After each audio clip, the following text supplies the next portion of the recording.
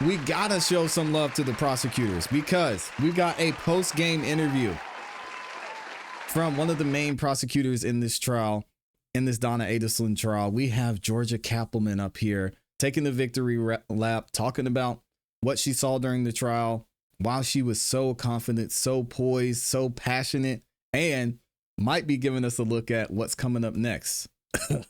Wendi, here we go.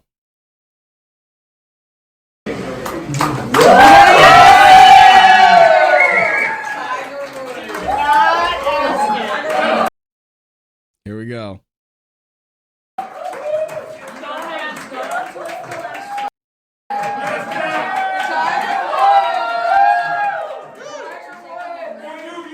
They're calling her Tiger Woods. Ask you about this. So before we ask you the question, that's nobody's going to do that. What's it like in this moment? What was it like to have this defendant be found? Yes, sir.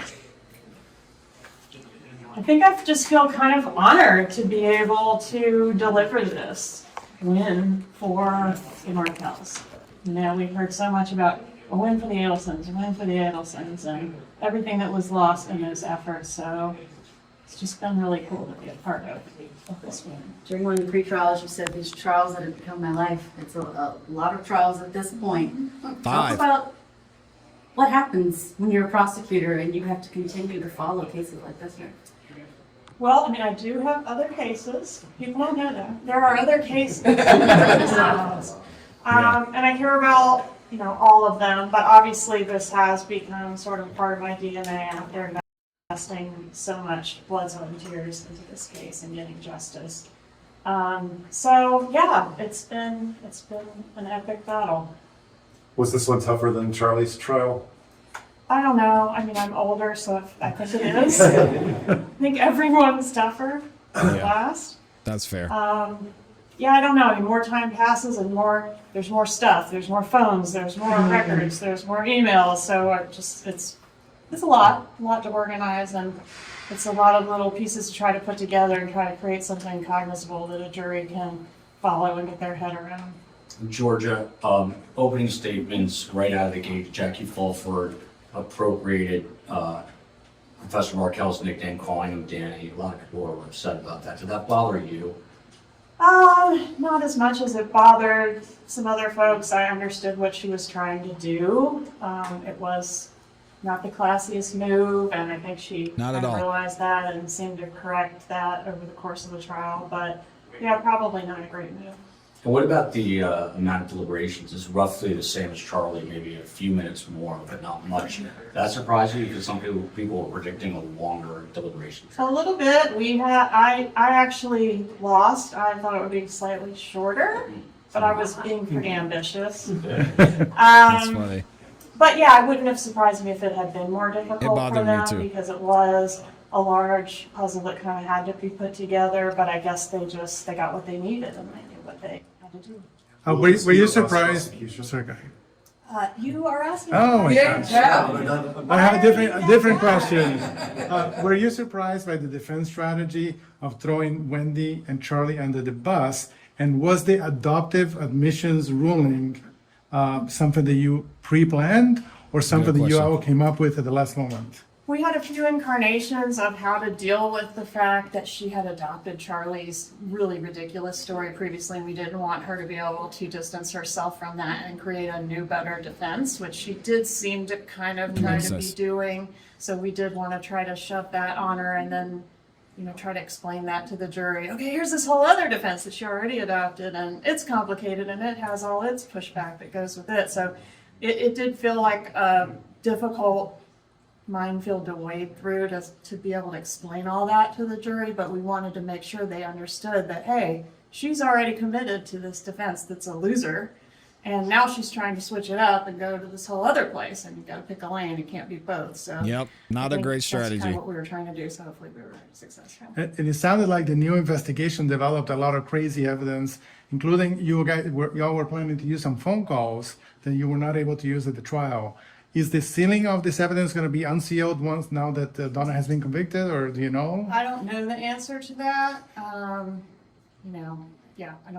And you cannot still comment, I guess, about I think the not, details. since it's sealed, right? Yes. It's less sexy than you imagine it to be, but I don't think I should comment on it since Okay. it's sealed by the court. How did you feel when you found out that Donna was not going to be testifying? Something tells me you were probably salivating. Talk At about the idea of Wendy. cross-examining her over the last 11 years. Yeah, it's not like I was gonna wow you guys with some amazing new stuff or anything, but I did put tons of preparation into that, so I was a little bit like sad when I took Is my Wendi binder that next? had 110 Somebody ask her. and packed it away.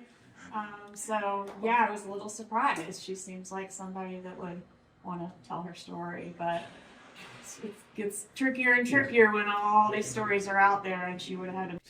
Well, I thought about that, and I honestly think Donna should have testified. And here's why. There was so much we heard during the evidence being shown by the prosecution that came out of Donna's own mouth that you would think she would want to get up there and say, hey guys, listen, I know I said I hated Danny's guts, Professor Markel's. I know I said that I was going to, as a Jewish woman, dress them up in a certain type of thing to piss him off. I know I said I was going to get him baptized. I know I said I was going to do this, I was going to do that, and I was using coded language. It's because I was scared. Look at me. I'm 70 something. I didn't know what was going on. I didn't know what was going on when this man approached me. So I called my son. I didn't know what was happening here. I knew I just wanted Danny out of the picture. So yes, as much vitriol and hate I had towards him, I did not want to see him dead. She could have said something like that. Not taking the stand to me after we heard hour after hour of these phone calls, email after email. Didn't they say thousands, like 10,000 emails? Thousands of emails. I don't think it would have helped at the end of the day, but I think Donna needed to explain herself because she said a lot and did a lot. Oh well. Navigate a lot of stuff to get up there. So I do understand why she made the decision she did, and I think it was a smart one, but I was kind of expecting her to testify. What was She the new should've. evidence that you thought in this trial might have made a difference that when you came across that you introduced? It wouldn't have helped either I way. think the fleeing to Vietnam didn't hurt, especially since she denied it. She could have just said, yeah, I went to Vietnam. You know, I mean, yeah, I didn't want to get arrested. What about But she didn't do that. She oversold, so the that was VIN helpful. number and the planner? Like, Yes. can you talk about that? Like, how did you guys find that? What was it an aha moment? Yeah, kind of dumb luck. I mean, that thing is so dense, and there's a bunch of them. So we've just been sort of perusing them, and yeah, somebody just stumbled upon it and had an aha. It did look very bad. And how, Rob Adelson's testimony, how key was that? I think it was important, didn't you? I mean, I thought he was so genuine, and what a guy to be Yeah. able to do that. You know, I mean, what a Shout out to terrible Rob. situation for him to be put in, and to be able to rise above that and do Rob the right was pissed. thing. It's really impressive. Did you all wait for this trial to put him on? Why did he not testify previously? I just didn't want to do it to him unless I felt like it was absolutely necessary, and I really felt like we needed him in this one. Georgia, does Wendi have reason to be worried tonight? You said that word. That's a bad word. A bad word. Let me ask you No, another no, question. Worried's a bad word. Well, last time, Should we say stay tuned? Do we need to stay tuned? Stay I mean, tuned. you can stay tuned. one other question. Body language expert would say no. She shook her head no. I know, as excited as we are about it, we got to look at how this all played out. Because again, so much came out after the bump, and unless there's something we just haven't seen yet when it comes to evidence on Wendi, it really feels like Wendi covered her tracks well. We've got testimony from Rob, we've got testimony from Charlie, we've got testimony from Donna. And could that play a factor into Wendi possibly being indicted? Maybe. When it comes to the trial, y'all have to let me know what you think. What evidence do you think they're actually going to be able to show? Because in my opinion, there's not really a lot of evidence there. We've got the TV, we've got the alibi, but is that enough? Donna was the one who set up the appointment for Wendi to get her TV fixed. So you got to throw that out.